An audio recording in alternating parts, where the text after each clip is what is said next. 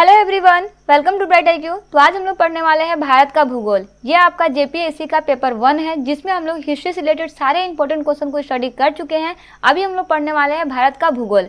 हम लोग basically chapter wise सारे एमसीक्यू को अच्छे से स्टडी करने वाले हैं। बेसिकली कुछ हम लोग कॉन्सेप्ट को भी क्लियर करेंगे, ताकि एग्जाम में अगर कोई कॉन्सेप्ट से क्वेश्चन आए तो उसमें भी आपको प्रॉब्लम ना हो। तो चलिए हम लोग स्टार्ट करते हैं क्वेश्चन नंबर 1 से, जो है आपका कि भारत की सबसे लंबी नदी कौन सी है। आपके पास ऑप्शन में दिया हुआ है दामोदर नदी है, नील नदी है, गंगा नदी है या फिर गोदावरी नदी है। तो गेस कीजिए इसका करेक्ट आंसर। तो अगर हम लोग बात करते हैं भारत की सबसे लंबी नदी की, तो भारत की सबसे लंबी नदी जो है वो है आपका गंगा नदी।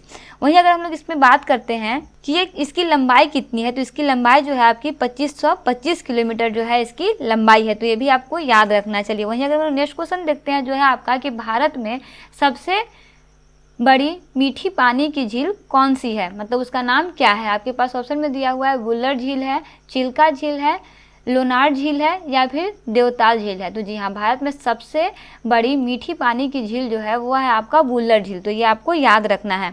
और अगर हम लोग बात करते हैं ना वुलर झील की, तो वुलर झील जो है ये आपका जम्मू कश्मीर राज्य में स्थित है। तो ये भी आपको याद रखना है कि ये कहाँ स्थित है। तो ये आपका जम्मू कश्मीर राज्य में स्थित है। वहीं अगर हम लोग नेक्स्ट क्वेश्चन देखते हैं, जो है आपका कि कपास की खेती के लिए उत्तम मिट्टी कौन सी होती है।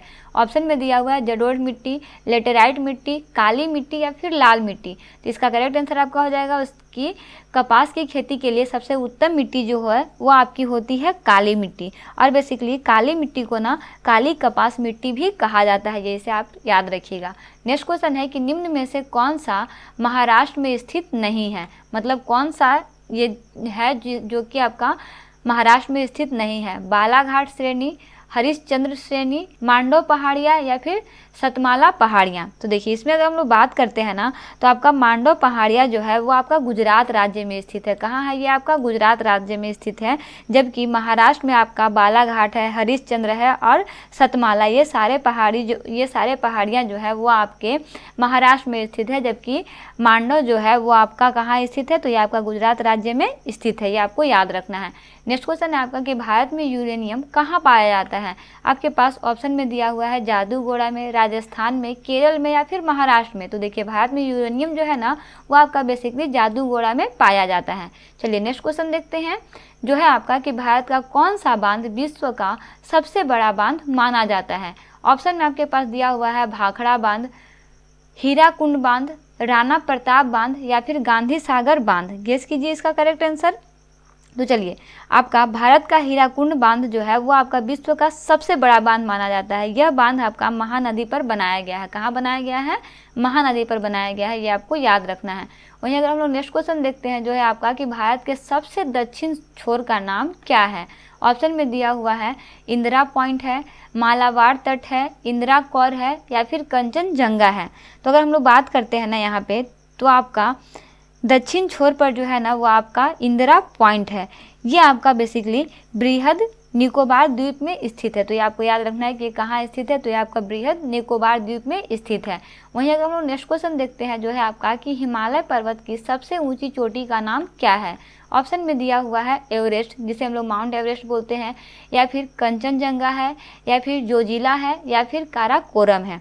तो जी हाँ, इसका करेक्ट आंसर क्या हो जाएगा कि भारत की सबसे ऊंची चोटी जो है वो है आपका माउंट एवरेस्ट, जिसकी ऊंचाई कितनी है, तो इसकी ऊंचाई जो है वो आपका 8,848 मीटर है। तो ये आपको याद रखना है। वहीं अगर हम नेक्स्ट क्वेश्चन देखते हैं, जो है आपका कि भारत में सबसे अधिक लौह अयस्क कौन कौन से क्षेत्र में पाया जाता है।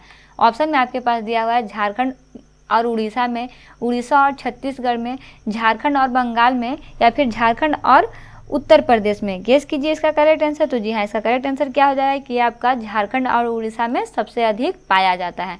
वहीं अगर हम लोग नेक्स्ट क्वेश्चन की बात करते हैं, जो है आपका कि भारत में सबसे अधिक लौह अयस्क कौन कौन से क्षेत्र में पाया जाता है। ऑप्शन में दिया हुआ है इम्फाल में पाया जाता है, पणजी में पाया जाता है, रायपुर में पाया जाता है या फिर आपका भोपाल में पाया जाता है। तो बेसिकली भारत में सबसे अधिक लौह अयस्क जो है वो आपका पाया जाता है इम्फाल में। कहाँ पाया जाता है? इम्फाल में। ये आपको याद रखना है।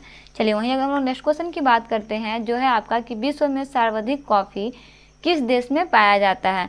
आपके पास ऑप्शन में दिया हुआ है कि ब्राज़ील में पाया जाता है, अमेरिका में पाया जाता है, या फिर दक्षिण अमेरिका में पाया जाता है, या फिर अर्जेंटीना में पाया जाता है। तो जी हाँ, इसका करेक्ट आंसर क्या हो जाएगा कि सबसे ज़्यादा कॉफ़ी जो है वो आपका पाया जाता है कहाँ?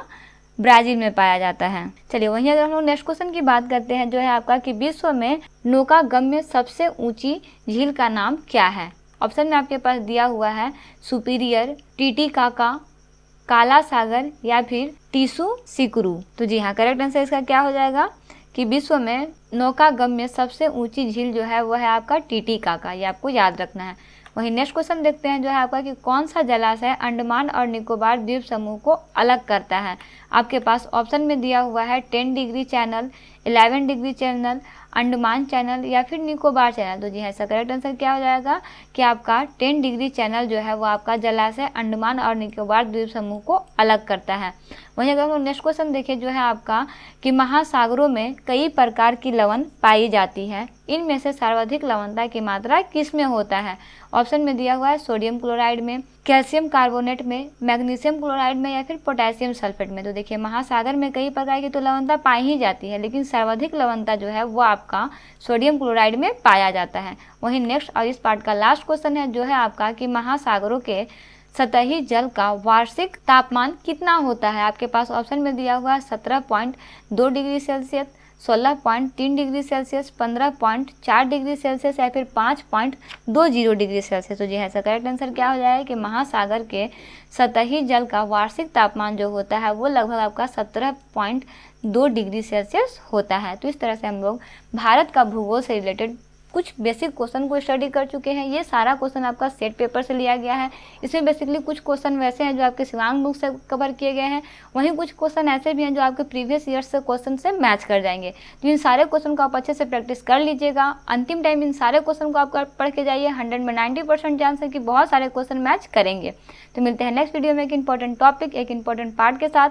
Thanks for watching, like share and subscribe bright IQ।